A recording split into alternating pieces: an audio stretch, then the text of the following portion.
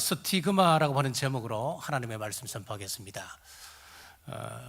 영상 한번 띄워주시죠. 이 그림은 어떤 그림이냐 하면은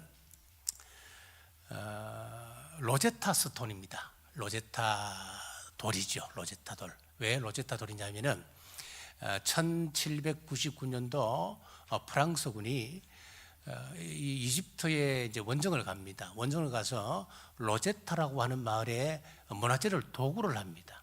도구를 하는데 많은 것을 이제 도구를 하다가 그 가운데 하나가 이 돌이었습니다. 이 돌이 얼마나 중요한 돌이었으면은 지금 대형 박물관이 가장 자랑스럽게 생각하는 돌이 이 보물입니다. 자, 그럼 한번 생각해 보십시오. 분명히 프랑스군이 이 로제타 석을 발견했거든요. 그런데 그렇다면은 프랑스의 루브르 박물관에 있어야 되잖아요. 그런데 루브르 박물관에 있지 않고 영국의 대형 박물관에 이 로제타 석이 있어요. 왜 이렇게 됐을까? 영국과 프랑스 사이에 전쟁이 벌어졌습니다. 그런데 프랑스가 졌습니다. 영국이 이겼습니다. 자, 이겨서 이제 평화 조약을 맺게 되는데 그 협상 조건 중에 하나가 뭐냐 하면은 로제타 지역에서 가지고 왔던 그 이집트 그 보물들을 자기들에게 넘기라고 하는 그 조약이 들어가 있었어요. 그래서 그것을 수용하고 이제 평화 조약을 맺게 되어서 지금 이 돌이 대형 박물관에 있는 겁니다. 이것이 무엇이길래 그렇게 빼앗으려고 했고 지금 최고 자랑거리가 되어 있을까요? 이 비문을 잘 보시면은 세 등분으로 나뉘어져 있습니다. 제일 위에 보시면은 이제 이집트의 상령 문자가 기록되어져 있고 가운데는 이집트 사람들이 사용하고 있는 민용 문자가 기록되어져 있습니다. 그리고 맨 아래는 그리스어로 상령 문자를 해석을 하고 있는 거예요. 자, 지금까지 애굽에 널려있는 수많은 상령 문자를 그 누구도 해독을 못했었는데 이 돌이 발견됨으로 인해서 이 애굽 땅에 있는 수많은 비석들 그리고 수많은 상령 문자들을 다 해독할 수 있는 열쇠가 되었습니다. 그래서 로제타 석은 대형 박물관에서도 최고의 자랑거리로 남아있다고 하는 것입니다. 자, 그런데 이 로제타 석은 애굽에 있는 걸들만 풀어줄 뿐이지 우리 인생의 수많은 문제들에 대한 해답은 풀어주지 못합니다. 자, 첫째, 오직 예수님이 문제 해결의 열쇠입니다. 사도행전 4장 12절입니다. 다른 이로서는 구원을 받을 수 없나니 천하 사람 중에 구원을 받을 만한 다른 이름을 우리에게 주신 일이 없음이라 하였더라. 인간의 근본 문제는 공자님도 모릅니다. 공자는 아침에 돌을 들어 깨닫는다면 저녁에 죽어도 좋다 했습니다. 석가모니도 모르는 겁니다. 인생의 문제를 고민하며 고행을 한 분이 바로 석가 아니었습니까? 우리를 자유롭게 하고 구원의 길로 인도할 자가 이 세상에 어디 있습니까? 오직 한 분 예수님이십니다. 인생의 문제를 해결해 줄 수 있는 로제타 석은 바로 우리 예수 그리스도의 십자가입니다. 예수님이 십자가 위에서 화목제물이 되심으로 우리가 하나님 앞에 나아가는 길이 열렸습니다. 십자가 위에서 주님 죄인 되심으로 우리는 의인 되었습니다. 십자가를 믿음으로 우리는 의로워질 수 있었습니다. 그래서 신구약 성경은 이 십자가에 철저히 맞춰져 있습니다. 예수님이 십자가 위에서 벌거벗겨지심으로 말미암아 우리의 부끄러움이 가리워집니다. 예수님이 십자가 위에서 피를 흘리심으로 우리의 죄가 사해졌습니다. 예수님이 십자가 위에서 살이 찢기심으로 내 몸과 영혼의 상처가 사며집니다. 오늘 우리는 저마다 상처를 안고 살아갑니다. 마음이 괴롭습니다. 답답합니다. 우울합니다. 가정이 무너집니다. 이 아픈 상처를 누가 사며줄 수 있나요? 예수님의 십자가 보혈입니다. 십자가가 아니면 안 됩니다. 그래서 교회의 생명은 예수님의 십자가에 있습니다. 모든 성도들 가슴에 예수님의 십자가 보혈이 살아서 꿈틀거리게 될 때에 그 교회는 운동력 있는 교회, 살아 움직이는 교회가 될 수 있는 겁니다. 백화점에서 있는 마네킹을 보십시오. 눈도 있고 코도 있고 손발도 있습니다. 하지만 말도 못하고 생각하지도 못하고 움직이지도 못합니다. 왜 그렇습니까? 생명이 없기 때문에 그런 것입니다.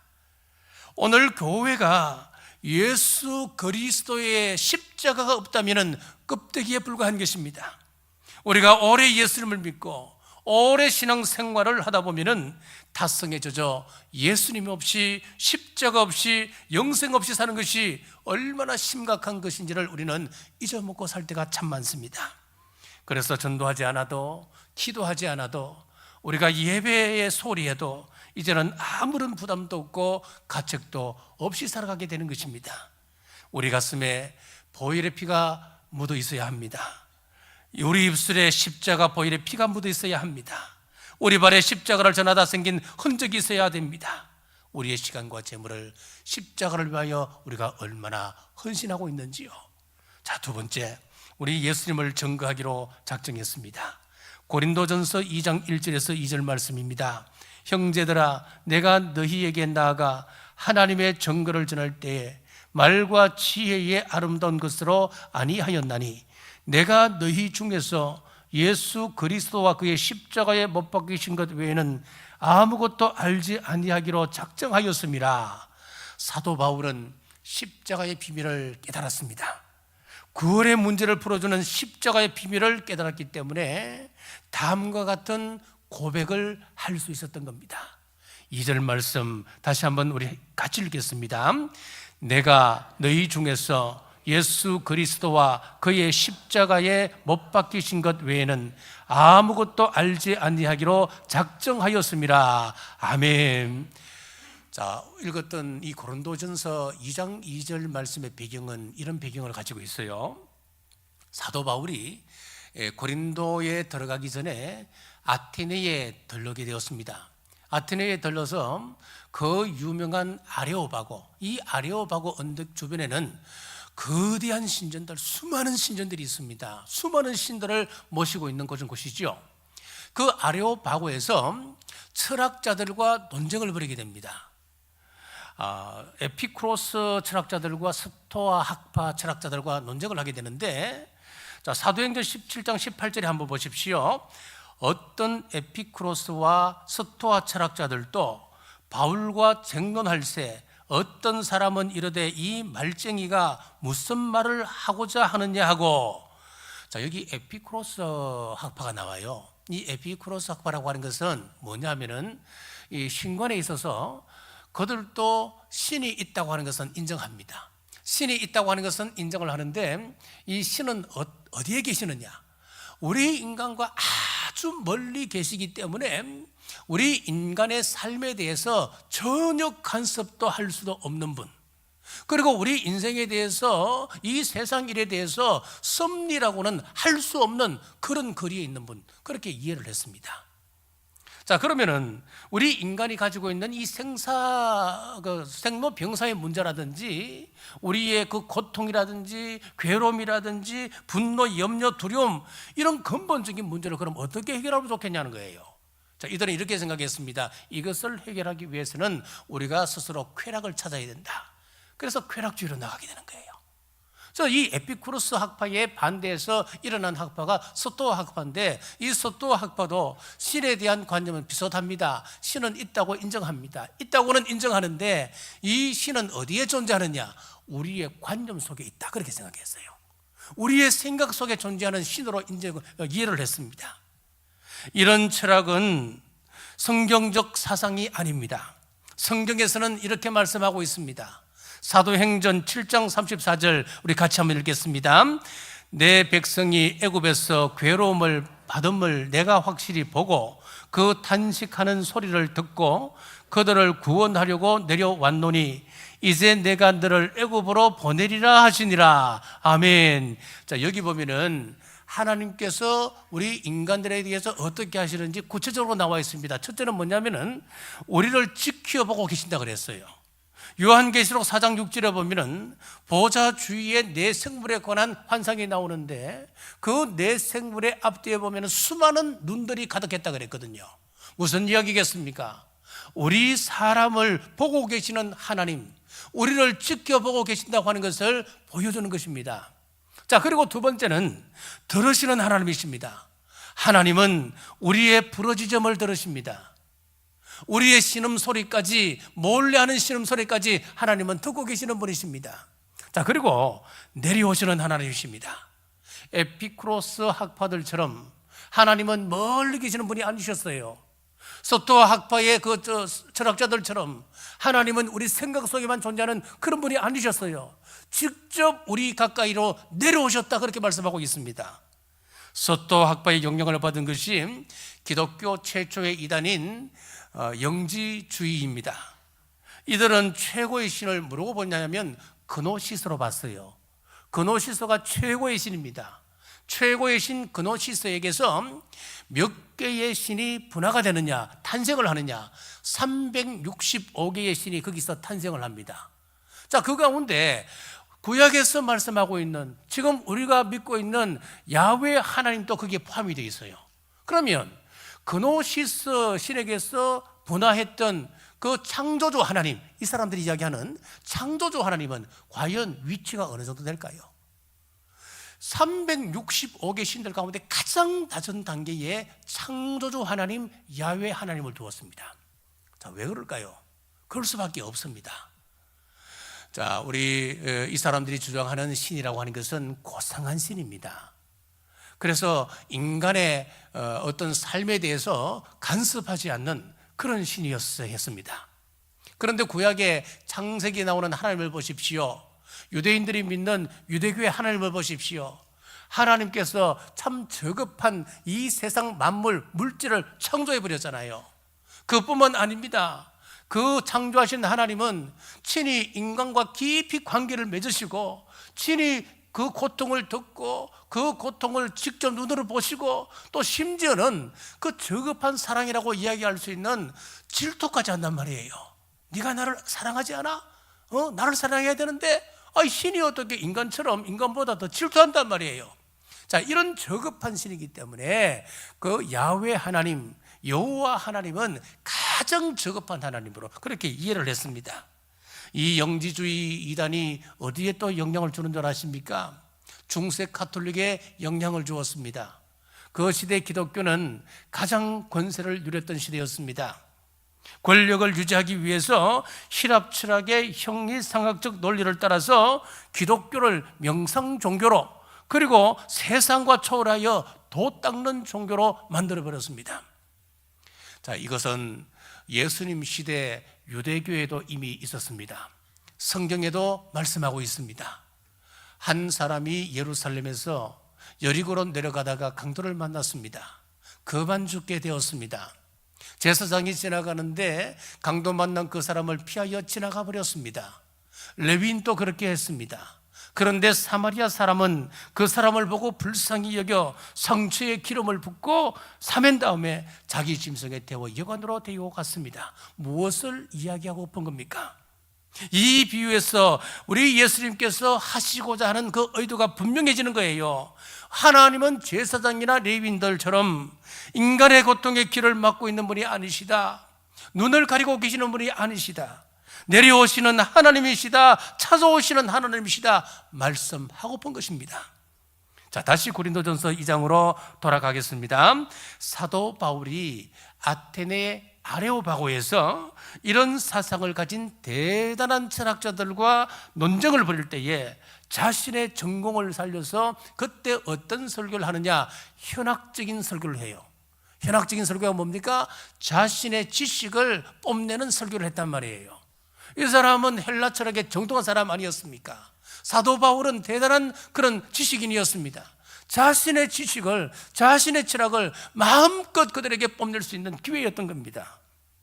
복음을 가지고 철학적으로 논쟁하다 보니까 그곳에서 복음의 핵심인 예수 그리스도의 십자가에 대해서는 증거하지 못했던 것 같습니다.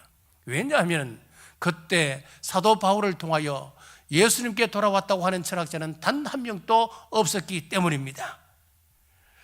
자, 그래서 2일 후에 이 고린도에 들어가서 사도 바울이 반성하면서 이렇게 말하는 거예요. 앞으로는 지혜의 아름다운 것으로 내가 말하지 아니하고 예수 그리스도와 예수 그리스도의 십자가 이외에는 아무것도 내가 알지 아니하기로 작정하겠다.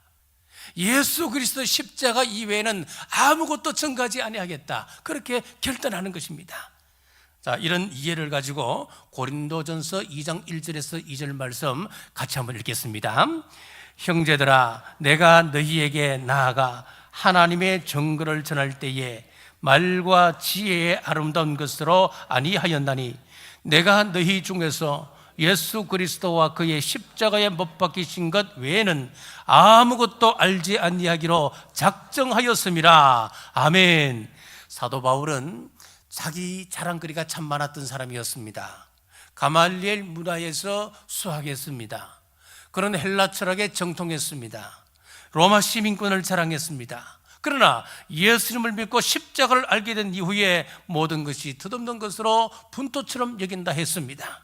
로마 시민권이 아니라 하나님 시민권을 소유하고 살아가는 것이 영광스러운 것이기 때문에, 예수님의 십자가 보화가 너무 귀한 것이기 때문에 이 땅에 썩을 것 다 내어버리고 오직 예수님의 십자가만 자랑하리라 결단했던 것입니다. 우리가 이 십자가를 향한 감격을 상실한다면 우리 신앙은 무엇인가 근본적으로 잘못되어 있는 것입니다. 왜냐하면 십자가 없는 기독교는 기독교가 아니기 때문입니다. 십자가 없는 죄사함은 없기 때문입니다. 십자가 없는 우리의 삶이 새로워질 수 없기 때문에 그렇습니다.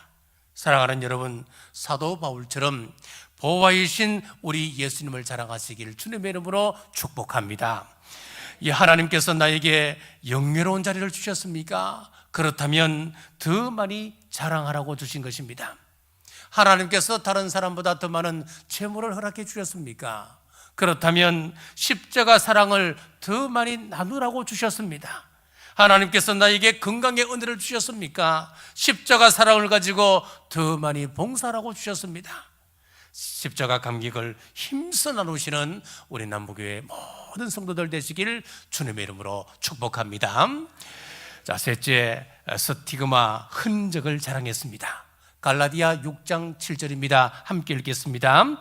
이후로는 누구든지 나를 괴롭게 하지 말라. 내가 내 몸에 예수의 흔적을 지니고 있노라. 아멘. 자, 여기 흔적이라고 하는 말을 원문에 살펴보니까 스티그마 그렇게 되어 있어요. 이 말은 노예 문화에서 나온 단어입니다. 당시에 각종 노예들이 있었는데 크게 보면 네 종류로 나눌 수가 있었습니다. 첫째는 자식이나 아내는 자유인이고 혼자 노예 생활하는 사람이 있습니다. 그리고 두 번째는 시간적 제한의 노예가 있습니다. 빚을 많이 졌습니다. 이 빚을 갚으려면 최소한 7년 정도는 일해야 갚을 수가 있습니다. 자, 이때는 시간적 제한의 노예입니다. 그리고 세 번째는 자진적 노예가 있습니다. 내가 존경하는 스승이 있습니다. 존경하는 사람이 있습니다. 그 스승을 위하여서 나는 일생 동안 스승을 위하여 내가 노예로 살겠습니다. 당신의 종이 되겠습니다. 자원해서 노예가 되는 경우가 있습니다. 그때는 그 스승이 그 노예로 자청하는 제자의 귀에다가 구멍을 뚫고 고리를 달아줍니다. 그러면 누가 봐도 이 사람은 자진적으로 노예가 된 사람이구나, 그 사람을 알아주는 거예요. 그리고 마지막 네 번째는 노예 중에 좀 질이 나쁜 경우입니다. 노예가 도망갔을 경우입니다. 그리고 잡혔습니다. 도망가다 잡힌 노예는 주인이 마음대로 할 수 있습니다. 그 노예를 죽일 수도 있습니다. 그런데 죽여버린다면 재산적으로 얼마나 큰 손해가 되겠습니까? 그러니까 죽이지 아니하고 그 잡아온 노예를 어떻게 하느냐, 뻘겋게 인두를 달구어서 그 노예 몸에다가 주인의 이름을 새겨버리는 거예요. 낙인을 찍어버리는 거예요. 이 낙인은 드러나게끔 되어 있습니다. 어디 가도 드러납니다. 이제는 노예로서 살아갈 수밖에 없습니다. 도망갈 수도 없습니다. 자, 그때부터 이 노예는 딴 생각을 할 수 없는 것이죠. 주인이 죽이면 죽는 것이고 살리면 사는 것이고 먹으라면 먹는 것입니다. 시키는 대로 해야 합니다. 그때 노예의 몸에 생긴 그 흔적, 그 낙인을 스티그마 그렇게 이야기하는 겁니다. 지금 사도 바울이 자신의 사도권을 문제 삼는 갈라디아 교인들을 향하여 자신은 스티그마, 예수님의 낙인이 있는 사람이다, 더 이상 나의 사도권을 가지고 문제 삼지 마라, 그렇게 말하고 있습니다. 이런 정신 나간 사람이 어디 있습니까? 자랑할 걸 자랑해야지요. 어떻게 노예가 된 것을 자랑합니까? 내 몸에 노예의 낙인이 찍힌 것을 그걸 어떻게 자랑할 수 있습니까? 나는 예수님의 영광스러운 사도다, 그렇게 당당하게 이야기해야 존경받을 것 아닙니까? 그런데 사도 바울은 그러지 않았습니다. 낙인이 찍히는 순간은 인권이 완전히 박탈되는 순간이요, 내 존재가 없어지는 순간인데 사도 바울은 이 스티그마 흔적을 자랑한다 했습니다. 고린도후서 11장에 보면 그는 복음을 위하여 힘쓴 흔적을 자랑했습니다. 유대인들에게 40의 하나 가만매를 5번 맞았습니다. 태장으로 3번 맞았습니다. 3번 파선을 당해서 일주일을 기쁨 가운데 있기도 했습니다. 돌로 1번 맞았습니다. 여러 번 여행해서 강의 위험과 강도의 위험과 동족의 위험과 이방인의 위험을 받았습니다. 춥고 줄이고 목마르고 잠자지 못하고 헐벗었던 흔적을 그는 말하고 있습니다. 사도행전 14장 9절에 보면 루스드라에서 돌에 맞아 급한 죽게 되었습니다. 목숨이 끊어졌습니다. 그래서 루스드라 성 사람들이 이 사람은 죽었으니까 성 밖에 내버리자, 성 밖으로 내버렸습니다. 하나님의 은혜로 사도 바울이 살아났습니다. 그의 어깨에는 돌에 맞은 흉터가 있었을 것입니다. 그의 소매를 걷어 올리고 팔뚝을 살펴보면 빌립보 감옥에서 착고에 채였던 그 흔적이 남아 있을 겁니다. 덩어리에는 40의 하나 가만매를 5번 맞았기 때문에 깊이 빼인 채찍의 자국을 볼 수 있었을 것입니다. 사울은 이런 흔적들을 그 몸에 지니고 있으면서 그 상처를 볼 때마다 끔찍하고 소름 끼치는 기억이 되겠지만 그것을 예수님의 흔적이다 그는 말했습니다. 사도 바울이 다메섹 도상에서 부활하신 예수님을 만났을 때 예수님의 모습은 아마 이랬을 것입니다. 이마는 가시에 찔린 흔적이, 그의 손과 발에는 대못에 박힌 흉터가, 그 옆구리에는 창에 찔린 큰 상처가 남겨져 있었을 것입니다. 왜요? 부활하신 제자들에게 이 모습으로 나타나셨기 때문입니다. 무슨 의미겠습니까? 나는 너를 위하여 저주를 받았다. 내 흉터는 율법의 저주에서 너희를 속량한 흔적이니 이제 너희는 저주와 죽음에서 축복과 새 생명으로 거듭났다. 여러분, 이 말을 하시고 싶은 것 아니겠습니까? 주 325년 니케아 종교회의 때 그곳에 모인 종교 지도자 수가 약 한 300여 명이 되었다고 합니다. 자, 그 회의에 참석한 대부분은 로마 박해 시대에 복음을 전하다가 한 눈이 뽑힌 사람들, 손이 잘려나간 사람들, 양발이 잘려나간 사람들이 대부분이었습니다. 성찬식을 집례하던 한 감독이 말했습니다. 여러분, 우리는 주님을 위하여 박해받아 온몸이 이렇게 되었습니다. 이것은 우리의 고난의 흔적이요, 우리가 예수님을 사랑한 흔적이요, 장차 우리 예수님께서 이 땅에 오실 때에 우리가 하나님 앞에서 보여드릴 영광의 상처 흔적입니다. 그때 그렇습니다. 우리 모두 언젠가는 주님 앞에 서게 될 날이 오게 됩니다. 그때 주님께서 네가 내 제자라 할 수 있는 흔적을 보여다오라고 말하신다면 여러분은 무엇을 보여드리겠습니까? 무릎 꿇고 기도한 흔적은 남아있어야지요. 복음을 전하다 흘린 눈물의 흔적은 남아있어야 되지 않겠습니까? 우리 동영상을 한번 보시겠습니다.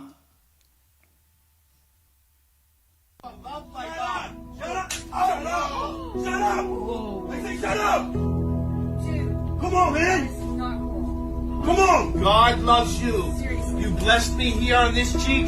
Bless me on this cheek. Bless me right here. Bless me right here. Oh my. Pain is okay. You I take the pain for you. want I take the pain for you. It's okay. I don't believe. Well, God believes in you. God believes in you.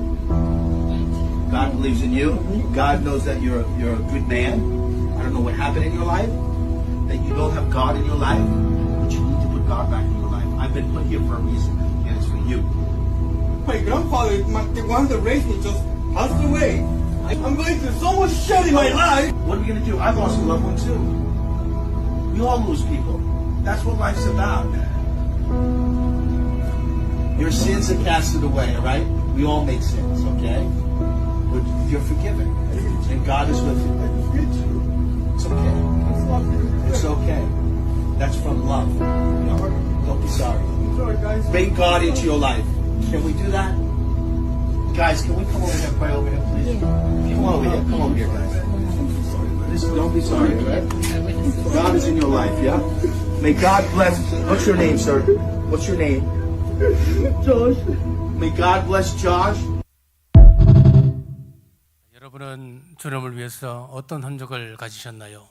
자, 지금 우리가 주님 앞에 설 그날 칭찬을 준비하는 시간입니다. 우리 3월 16일 텐시저 10개의 씨앗 전도 대회를 엽니다. 전도 대회입니다. 전도 잔치가 아닙니다. 이유가 있습니다.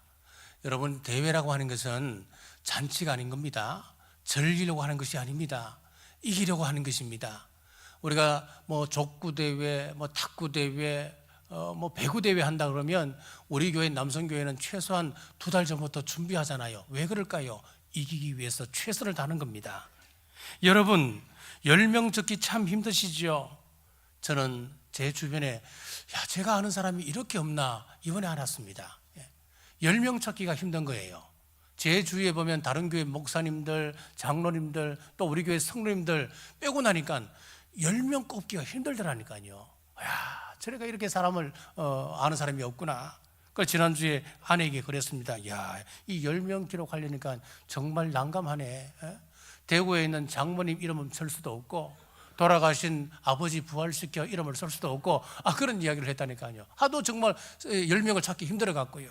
사랑하는 여러분, 힘들지만은 순종하는 마음으로 힘껏 한번 기록해 보십시오. 오랫동안 쉬고 있는 남편, 교회에 나오기 참 힘들어하는 우리 가족들, 또 직장 동료, 동호회 회원들 이름을 쓰십시오. 전도회, 선교회를 돌아보시면 오랫동안 보이지 않는 지체들이 있을 것입니다. 그분들을 찾아 내 이름을 쓰십시오. 이름을 적고 기도하며 전도를 시작해 보십시오. 당신이나 잘 믿어요. 앞으로 나에게 뭐 이런 강요하지 마세요. 내 마음에 큰 상처가 남습니다. 하지만 그 상처는 스티그마, 우리 주님을 사랑한 흔적입니다. 전도하니까 나만 보면 피하여 도망가는 내 사랑하는 친구들이 있습니다. 그 친구들 볼 때마다 나는 우울해집니다. 내 마음이 괴로워집니다. 여러분, 그러나 그 상처는 우리가 자랑할 만한 스티그마입니다. 주방 봉사 하시다 보면 뭐 밥이 고두밥이다, 국물이 싱겁다, 투덜대리는 소리를 듣죠. 주차 안내, 예배 안내에 서다 보면은 이런저런 오해로 인해서 봉사하는 사람들이 큰 상처를 입을 때도 있습니다. 그것은 내가 주님을 사랑한 흔적이기 때문에 내가 참아야 되는 겁니다. 내가 장로이기 때문에, 집사, 권사이기 때문에 져야 하는 십자가가 있습니다. 내 영혼에 주님 사랑한 흔적을 남기십시다. 그리하여 사도 바울처럼 예수님의 흔적을 사랑하는 우리 남부교회 모든 성도들 되시길 주님의 이름으로 축복합니다. 기도하겠습니다. 하나님, 독생자를 이 땅에 보내심을 감사합니다.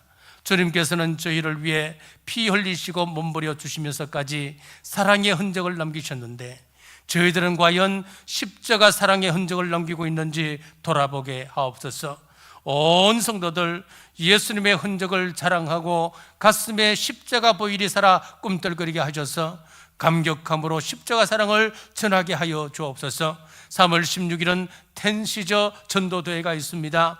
힘써 십자가 자랑하여 남부교회가 새신자들로 가득 채워지게 하여 주시옵소서. 다시 오실 예수님 이름으로 간절히 기도드리옵나이다. 아멘. 다 함께 일어나셔서 결단하며 찬송하겠습니다.